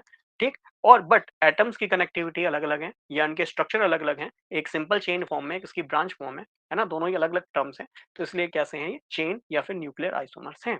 क्लियर? तो चेन न्यूक्लियर आइसोमर नहीं होगा, स्टीरियो आइसोमर तो बता ही दिए। फिर इसके बाद पोजिशनल आइसोमर, पोजिशनल आइसोमर का एग्जांपल अगर आप देखना चाहते हैं तो उसमें आप इसको इस एग्जांपल से समझ सकते हैं। ये देखो, इसका नेम बताएं तो सर 4 कार्बन है, बिल्कुल है, तो 4 कार्बन के लिए ब्यूट लगता है, सिंगल बॉन्ड जो है एन होगा और इसके सेकंड पोजीशन पे ऑल है, तो two ol, butane two ol इसका नेम बन जाएगा। देख लो 1, ये 2, ये 3, ये 4, है ना? अब देखना है, अगर मैं CH3 ये CH2 ये CH2 ये CH2 और ये OH लिख दूं तो हाँ जी सर, इसका नेम बन जाएगा, 4 कार्बन है, ब्यूट एन 1 ऑल, तो इसका नेम बन जाएगा ब्यूटेन 1 ऑल। क्लियर? अब दोनों का मॉलिक्यूलर फॉर्मूला देखना, ये है C4H10O, दोनों का मॉलिक्यूलर फॉर्मूला ये है, बट OH की पोजीशन अलग अलग है, इसलिए तो देखो यहाँ 2 पे ऑल लगाया है और यहाँ 1 पे ऑल लगाया है, तो दैट मीन्स इन दोनों ही कंडीशन में OH की पोजीशन अलग अलग है, इसलिए यह पोजिशनल आइसोमर्स है। दीज आर पोजिशनल आइसोमर्स, ये पोजिशनल आइसोमर्स के एग्जांपल है। ठीक है, तो देखो ये पोजिशनल आइसोमर्स भी नहीं है, टीटो आइसोमर है ना, और ये स्टीरियो आइसोमर तो है ही नहीं, चेन है ही नहीं, तो क्या बचा? केवल फंक्शनल ग्रुप आइसोमर बना है। थोड़ा क्वेश्चन डिफिकल्ट है ना, तो ये पीजीटी का क्वेश्चन है, इसलिए थोड़ा सा आपको डिफिकल्ट लग रहा होगा, पर वही है, क्वेश्चन तो 12th बेस लेवल पे है, कुछ भी ऐसा जिसमें हार्ड नहीं है। ठीक है ना, एनसीईआरटी का ही क्वेश्चन है ये। ठीक, तो एनसीईआरटी इसलिए कहते हैं one by one, line by line आप पढ़ते हैं, तो क्लास 12th वाले सारे एग्जाम आप इजीली जो है कवर कर सकते हैं। आप जानते हैं नीट जेई वाले को भी बेसिक एक आ जाता है कि सबसे पहले अपना एनसीईआरटी ही स्ट्रॉन्ग कीजिए। तो मैं आपसे अब भी कह रहा हूँ कि समय बहुत है आपके पास, आप अपनी तैयारी अच्छे से अब भी कीजिए। देखो NCERT one by one, line by line पढ़ने का टाइम तो नहीं है, इसलिए आप चाहे तो लेक्चर सीरीज को देख सकते हैं। समय है क्योंकि आपको 3 सब्जेक्ट पढ़ने हैं प्लस जीएस का पोर्शन पढ़ना है, 1 महीने के हिसाब से बहुत सारा है। 3 महीने पहले इसको सोचते तो ये इतना बड़ा सब्जेक्ट हमारा नहीं था, एनसीईआरटी भी और जीएस भी हो जाता, बट 1 महीने के हिसाब से 30 डेज के हिसाब से बहुत वाइड चीजें हैं, इसलिए सब कुछ नहीं पढ़ा जा सकता। तो एक भी सब्जेक्ट स्ट्रांग है उसको 1 घंटा दीजिए, बाकी जो वीक है उसको 2 से 3 घंटा दीजिए, कम से कम 10 घंटे का स्टडी और तो बनाइए। इस टाइम पे तो एटलीस्ट इतना करना ही पड़ेगा, आर पार की लड़ाई वाला टाइम है, 55 में से एक सीट चाहिए, तो इतना तो करना ही पड़ेगा। ठीक है, खैर, तो टॉटोमर आपको समझ में आ गया होगा। अब देखते हैं यहाँ कौन कौन टॉटोमर बना सकते हैं। चलिए, तो पहले एग्जाम्पल को मैं लेता हूँ, ये है CH डबल बॉन्ड CH और ये है OH। यहाँ तो मुझे ऑलरेडी दिख रहा है कि यहाँ डबल बॉन्ड है, मतलब ये इन भी है और ऑल भी है, मतलब ये ऑलरेडी इनॉल वाली फॉर्म में है। तो इनॉल वाली फॉर्म में तो क्या है, कीटोन बनेगा। चलिए देख लेते हैं, कीटो इनॉल चाहिए, ध्यान रखना, तो ये डबल बॉन्ड बनाएगा और ये H वापस यहाँ आ जाएगा, मतलब देखो इसी को रिवर्स कर दिया मैंने, है ना भाई, यहाँ पे H OH में कन्वर्ट हो रहा था, अब की ये OH वापस H में आ जाएगा, मतलब ये यहाँ डबल बॉन्ड बनाएगा, ये पाई बॉन्ड कार्बन पे आएगा, कार्बन पे आएगा माइनस चार्ज, हाइड्रोजन इलेक्ट्रॉन दिया है तो हाइड्रोजन पाएगा प्लस चार्ज। ठीक है, तो इसका टॉटोमर आप बना के रख लीजिए। ठीक है, तो ये है C, ये है H2, ठीक है, और ये बन जाएगा C डबल बॉन्ड O और H, ये बन जाएगा। ठीक है, आगे देखते हैं इस वाले एग्जांपल में, ये है बेंजोक्विनोन, अगर आपको इसका नेम पता हो। ठीक है, कि बेंजीन की रिएक्शन यदि आप वेनेडियम पेंटॉक्साइड से करा देते हैं तो बेंजोक्विनोन बन जाता है। ध्यान में रखना, डायरेक्ट क्वेश्चन आता है बेंजीन का। ठीक है? तो अगर एक आध क्वेश्चन बेंजीन का आ गया तो वो ऐसे ही आ सकता है। बेंजीन का या तो बर्च रिडक्शन आ सकता है, पर 12th के हिसाब से बर्च रिडक्शन तो नहीं आएगा। पर हाँ, ये बेंजीन का जो हमने ऑक्सीडेशन करके बेंजोक्विनोन बनाया है, इस पे क्वेश्चन ज़रूर आ सकता है कि वैनेडियम पेंटॉक्साइड की प्रेजेंस में जनरली ये बेंजोक्विनोन या क्विनोन बना लेता है। नॉट बेंजोक्विनोन, क्विनोन कह सकता हूँ, क्विनोन बनाता है। ठीक है? तो यहाँ पे आप देख रहे हैं ये क्विनोन है। क्या ये क्विनोन में आप कीटोनॉल टॉटोमेरिज्म कर सकते हैं? देखते हैं। अब यहाँ पे ये पाई बॉन्ड मौजूद है, बट यहाँ पे टॉटोमेरिज्म तो नहीं कर सकते हैं क्योंकि यहाँ पे डबल डबल बॉन्ड आ जाएगा, जो कि पॉसिबल नहीं है। ठीक है? यहाँ बेंजीन के केस में CHO है। क्या यहाँ कीटोइनॉल टॉटोमेरिज्म कर सकते हैं? देखते हैं क्या यहाँ कर पाते हैं। ठीक है? ये C डबल बॉन्ड O और H। ठीक है? और क्या यहाँ पाई बॉन्ड, क्या हाइड्रोजन मौजूद है? हाँ जी, मौजूद है। ये यहाँ बॉन्ड बनाएगा। तो ऐसी पॉसिबिलिटी तो कहीं नज़र नहीं आ रही, क्योंकि इस वाली पोज़ीशन पे तो हाइड्रोजन होगा नहीं, क्योंकि यहाँ ऑलरेडी कार्बन पे 1 बॉन्ड, 2 बॉन्ड, 3 बॉन्ड और 4 बॉन्ड पूरे हैं। तो यहाँ तो बनने की संभावना नहीं है। ठीक है? तो मैं थर्ड ऑप्शन को एलिमिनेट कर दूँ। यहाँ एलिमिनेट हो गया थर्ड ऑप्शन, यहाँ एलिमिनेशन थर्ड ऑप्शन का हो गया है। ठीक है? अब इसके बाद आते हैं फर्स्ट वाले पे, और फर्स्ट वाले पे तो मुझे कीटोन साफ-साफ नज़र आ रहा है। ठीक है? फर्स्ट वाले पे तो मुझे कीटोन साफ-साफ नज़र आ रहा है। तो दैट मीन्स यहाँ कीटोन नज़र आ रहा है, तो यहाँ कीटोइनॉल टॉटोमेरिज्म देखने को संभव मिल सकता है। ये देखो, ठीक है? साफ-साफ कीटोन नज़र आ रहा है। तो ये हो गया CH2 डबल बॉन्ड C, और ये हो गया COH, और यहाँ पे हमें ये कीटोइनॉल फॉर्म मिल रही है साफ-साफ। अब एक चीज़ और आती है, क्या पहला वाला ये जो कंपाउंड है, क्या ये कीटोन है? नहीं सर, ये CHO ग्रुप है, और CHO तो एल्डिहाइड होता है। अब काफ़ी बच्चे तो यहाँ भी कन्फ्यूज़ हो जाएँगे, है ना? हमसे कीटोइनॉल पूछा है, एल्डिहाइड तो नहीं पूछा है, तो इसीलिए भैया पहला ऑप्शन भी एलिमिनेट हो जाएगा, इसलिए आंसर 4 हो जाएगा, है ना? ये ध्यान में रखना, एल्डिहाइड है। ठीक है? तो इसे हम कीटोइनॉल में कंसीडर नहीं करेंगे। अगर प्योर कीटोइनॉल को देखेंगे तो केवल कीटोन चौथे में ही दिख रहा है, तो कीटोइनॉल टॉटोमर यहीं पे ही पॉसिबल है। आगे देखते हैं। अच्छा, ये वही क्वेश्चन था, ठीक है? ये सेम वही क्वेश्चन था। आगे देखते हैं। द रिएक्शन, ये एक रिएक्शन है जिसमें आपके पास नॉर्मल ब्यूटेन है। कह रहा है AlCl3 की प्रेजेंस में हीट कर रहा है और ये आइसोब्यूटेन बना रहा है। अगर आपने एल्केन वाली हमारी सीरीज देखी है, हमने केमिकल प्रॉपर्टीज में पढ़ा है कि एल्केन AlCl3 और रेड हॉट ट्यूब की प्रेजेंस में, है ना, ये अपना आइसोमर बना लेते हैं, है ना, आइसोमराइजेशन इनका हो जाता है। अब ये पूछा है कि ये किस टाइप के एग्जाम्पल है। क्या ये टॉटोमेरिज्म है? नहीं, हमने टॉटोमेरिज्म पढ़ लिया है, ये उसका एग्जाम्पल नहीं है। क्या यहाँ पॉलीमराइजेशन हो रहा है? नहीं, यहाँ पे पॉलीमराइजेशन भी नहीं हो रहा है। पॉलीमर का मतलब ये होता है एक मोनोमर बहुत सारे आपके कंपाउंड, nth कंपाउंड को बना रहा हूँ। ठीक है? क्या यहाँ कंडेंसेशन हो रहा है? नहीं, यहाँ कंडेंसेशन भी नहीं हो रहा है। जैसा कि हम एल्डोल कंडेंसेशन वगैरह में पढ़ते हैं, वो भी यहाँ देखने को नहीं मिल रहा है। साफ साफ यहाँ आइसोमराइजेशन हमें देखने को मिल रहा है। कैसे मिल रहा है? तो ये एग्जाम्पल तो मैंने अभी जस्ट लिया भी था। ये आपका चेन या न्यूक्लियर चेन आइसोमर का एग्जाम्पल भी है। आपके पास यहाँ AlCl3 है, आप इसको हीट कर रहे हैं, और हीट करने पे देखो दोनों का ही मॉलिक्यूलर फॉर्मूला सेम है, बट एटम की कनेक्टिविटी या एटम के स्ट्रक्चर कनेक्टिविटी अलग अलग होने की वजह से इनके स्ट्रक्चर अलग अलग है। तो ये स्ट्रक्चरल आइसोमर का एग्जाम्पल है, और स्ट्रक्चर में भी ये चेन या फिर न्यूक्लियर आइसोमर का एग्जाम्पल है ना? क्योंकि चेन या फिर न्यूक्लियर आइसोमर में एक सिंपल चेन की ही आपको ब्रांच फॉर्म दिखाई देती हैं, और दोनों का ही मॉलिक्यूलर फॉर्मूला C4H10 है। क्लियर? तो ये कंडेंसेशन भी नहीं है, पॉलीमराइजेशन है। यदि आप देखना चाहते हैं तो आप जानते हैं कि इसमें एक मोनोमर होता है और ये बहुलक बनाया था। आई थिंक पॉलीमर को बहुलक ही कहते हैं। तो उसके आप nth मोल लेते हैं, और याद कीजिए इसमें कैटलिस्ट, जिगलर नाटा कैटलिस्ट याद है? जिगलर नाटा कैटलिस्ट, और काफी एग्जाम में डायरेक्ट पूछा गया है कि जिगलर नाटा कैटलिस्ट क्या होता है। तो ये होता है कैटलिस्ट, जिगलर उत्प्रेरक क्या होता है? तो ये होता है Al2C2H5 का होल 6 प्लस TiCl4। ध्यान में रखना, डायरेक्ट क्वेश्चन यहाँ से आता है। तो आप देखते हो ये nth टाइम आपस में जुड़कर एक चेन बना लेगा इस तरह की, जिसको हम पॉलीमर या फिर बहुलक कहते हैं। ठीक है? ये आपका इथीन होता है। इथ है मतलब 2 कार्बन है, ईन मतलब डबल बॉन्ड है, और ये n टाइम आपस में जुड़ गया तो उसको हम पॉलीइथीन कहते हैं, और ये वही पॉलीथीन है जिसको हम पॉलीबैग वगैरह कहते हैं। ठीक है? तो बहुत सिंपल सा फंडा है ये समझने का। आगे है अगला IUPAC। मैं आपसे बार-बार बोल रहा हूँ, IUPAC पे प्रश्न पूछा जाना कोई बड़ी बात नहीं है, संभावित है इस पे प्रश्न आपसे पूछे जाएँ। ठीक है? तो ये थोड़ा-सा अच्छे लेवल का क्वेश्चन लेके आया हूँ। ये भी मुझे लगता है शायद PGT वगैरह या साइंटिफिक असिस्टेंट वगैरह किसी में पूछा गया प्रश्न है। ठीक है ना? साइंटिफिक असिस्टेंट वगैरह में ऐसे प्रश्न पूछ लिए जाते हैं, और ग्रेजुएशन बेस पे भी होता है। ठीक है? बट हाँ, EZ जनरली आपको पढ़ाया हुआ है। इसका नेम बताएँगे जल्दी से।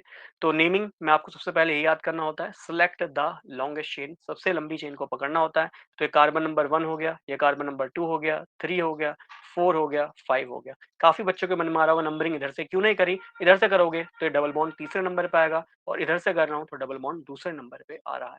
ये तो हमें पता चल गया लंबी चेन में 5 कार्बन है, तो पेंट होना चाहिए और सारे ऑप्शन में पेंट हैं। तो भैया इतनी बात तो समझ में आ गई कि हमने नंबरिंग सही करी है और नंबरिंग से हमें कोई भी हिंट नहीं मिला है क्योंकि सब में देखो पैंटीन, पैंटीन, पैंटीन, पैंटीन सभी में है।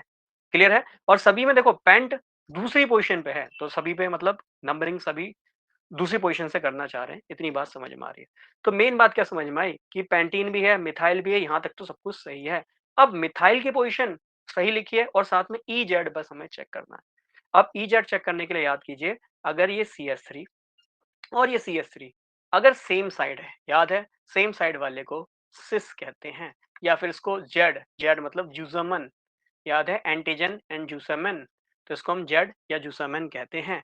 अगर ये CH3 अपोजिट साइड में होते तो उसको हम ट्रांस ट्रांस या फिर ई कहते, ट्रांस या फिर ई कहते, ठीक है ना? ट्रांस को ही हम ई कहते हैं। ट्रांस का मतलब ये CH3 और ये CH3 डबल बॉन्ड पे ये वाला CH3 और डबल बॉन्ड के इस साइड वाला CH3 सेम साइड है, सिस सिस का मतलब जेड है। तो भैया ई वाला ऑप्शन एलिमिनेट हो गया, ई वाला ऑप्शन एलिमिनेट हो गया। तो ऑब्वियस बात है अब मेरे आंसर में जेड बचता है ना? अब जेड वाला बच रहा है, अब इसका नेम देखो जेड, ये जेड है, कार्बन नंबर 1 माना था, ये 2 माना था, ये 3 माना था, ये 4 माना था और ये 5 माना था। जेड है, हाँ जी है। अब जेड के सेकंड पोजीशन पे क्या एक CH3 ग्रुप है? अगर आप इधर से नंबरिंग कर रहे हो तो हाँ जी, सेकंड पे नहीं, थर्ड पे, थर्ड वाले पे एक CH3 ग्रुप मौजूद है। क्लियर है? तो थर्ड वाले पे CH3 ग्रुप मौजूद है, ये बात हमें यहाँ पे समझ में आती है। क्लियर? अब देख लो, नंबरिंग कर लो। तो क्या नाम बन जाएगा? Z3 methyl 2 pentene. अच्छा, एक चीज़ और देख लेना, मुझे लगता है इसका ऑप्शन सी भी बन सकता है। क्यों? अगर मैं नंबरिंग ऐसे भी तो कर सकता हूँ, इधर से भी तो कर सकता हूँ, कार्बन नंबर 1, ये कार्बन नंबर 2, नहीं फिर ये इधर डबल बॉन्ड चला जाएगा। बिल्कुल सही है। तो नंबरिंग हमारी बिल्कुल देखो आईयूपीएसी अच्छे से टेस्टिंग हो रही है इसमें 1, 2, 3 तो 3 पे मिथाइल है तो ऑप्शन नंबर 4 ही बनेगा। अगर मैं इधर से नंबरिंग करता हूँ तो देखो ये 1, ये 2 क्योंकि 2 के इस साइड देखो डबल बॉन्ड चला गया और लंबी चेन हमारी सिलेक्ट नहीं हो पाएगी। काफ़ी लोगों को लग रहा होगा ऐसा कर लूँ 1, 2, 3, 4 तो 4 ही कार्बन बैठेंगे। तो इस वाले CH3 को मैं नंबरिंग में पहले कंसीडर नहीं करूँगा, इधर से ही करूँगा। क्यों? क्योंकि सिलेक्ट द लॉन्गेस्ट चेन हमें नहीं बोलना, पहला रूल ही यही पड़ा था। ठीक है, सॉरी। चलिए आगे बढ़ते हैं। Staggered conformation of ethane is, ethane का स्टैगर्ड कन्फर्मेशन क्या होगा? चलिए पहले तो आते हैं इथेन क्या है। इथेन है CH3 सिंगल बॉन्ड CH3। इस स्टीरियोकेमिस्ट्री में पूरा वीडियो बनाया है और ये क्वेश्चन आपके एग्जाम में पूछ सकता है।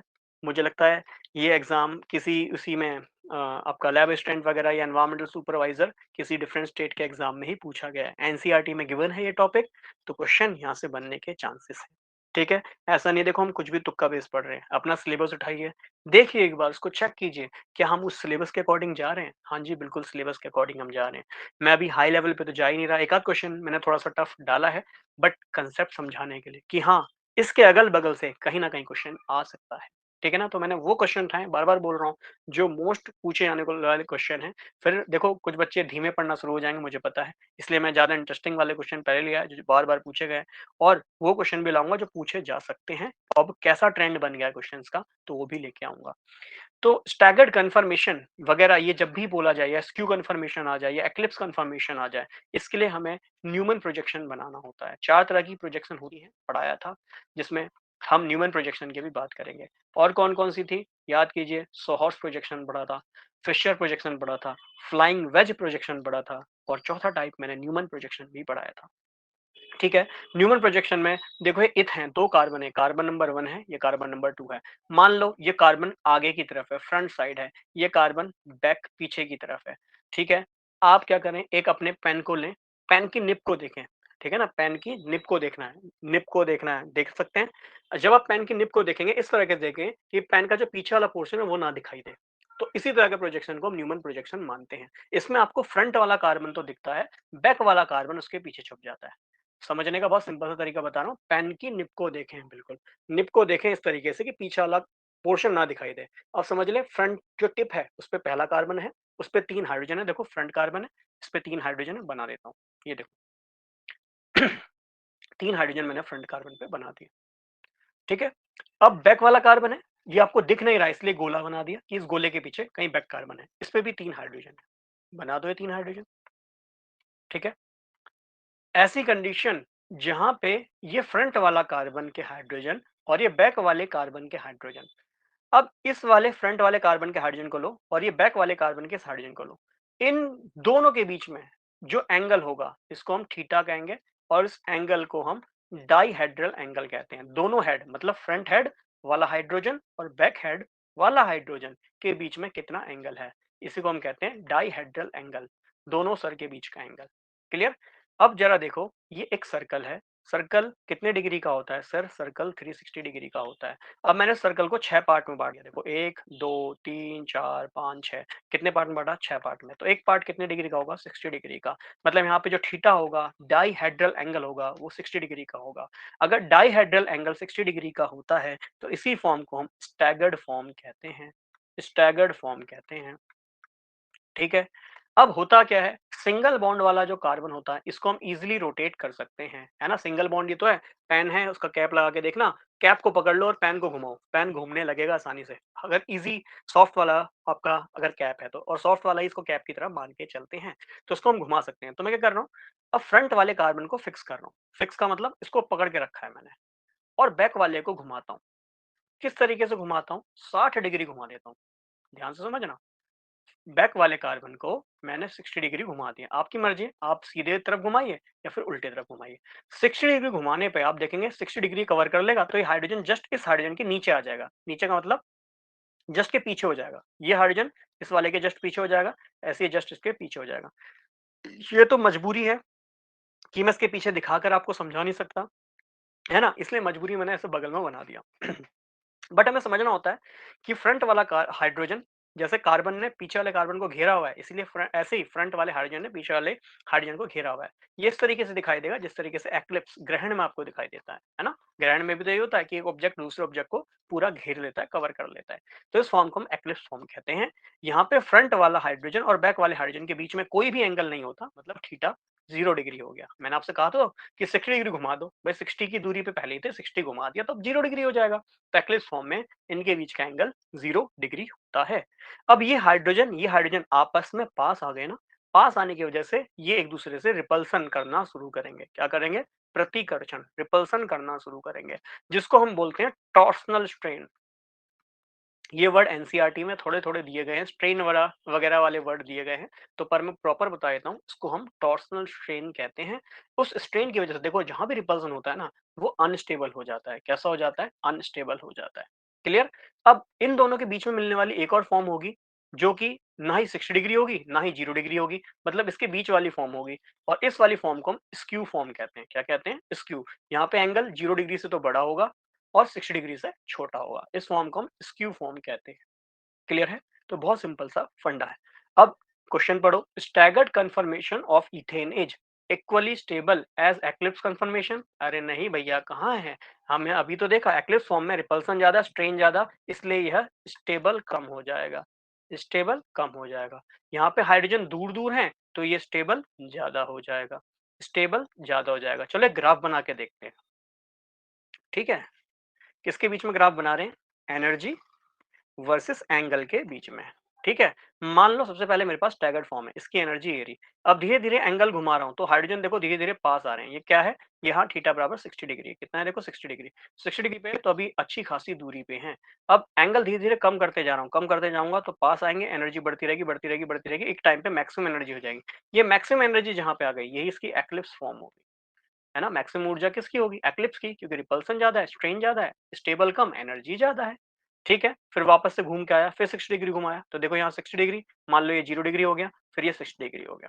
ठीक है? 60 डिग्री फिर से आया तो किस फॉर्म में आ गया? फिर से ये 60 डिग्री की दूरी पे चला गया, तो ये फिर से कैसी फॉर्म में बन गया? स्टैगर्ड फॉर्म में बन गया। तो कम एनर्जी वाला हमेशा स्टैगर्ड होगा, ज्यादा एनर्जी वाला आपका एक्लिप्स होगा। और ये बीच वाली, ये सब स्क्यू होंगी, जितनी भी बीच वाली फॉर्म होंगी ये स्क्यू होंगी, क्योंकि स्क्यू फॉर्म ना ही 60 होती ना ही 0 होती, उनके बीच वाली इन्फानाइट, ध्यान में रखना, इन्फानाइट फॉर्म होंगी। ये क्वेश्चन स्टेटमेंट भी बन सकते हैं। तो इन्फानाइट देखने को मिलेंगे, एक्लिप्स एक देखने को मिलेगा, स्टैगर्ड एक देखने को मिलेगा, इन्फानाइट स्क्यू आपको देखने को मिलेंगे। इसके बाद मोर स्टेबल कह रहा है staggered conformation of stable is more stable than eclipse form, यही ऑप्शन बन गया। फिर आगे देख लो, less stable than eclipse form, impossible, अरे भैया साफ-साफ दिखा तो रहे हैं, कैसे इम्पॉसिबल हो गया, है ना? तो इसमें ऑप्शन आप देख रहे हैं, क्या बन जाएगा? बी बन जाएगा, एनसीईआरटी का ही प्रश्न है, डायरेक्ट आपसे एग्ज़ाम में पूछा गया। ठीक है? तो हमें समझ में आ रहा है ना एनसीईआरटी की क्या कीमत है? तो यही कीमत है एनसीईआरटी की, इसीलिए हर एग्ज़ाम से पहले यही कहा जाता है, एनसीईआरटी ही पढ़ो, रेफरेंस बुक यही है, ऐसे ही क्वेश्चन बनेंगे, इससे ही क्वेश्चन बनेंगे।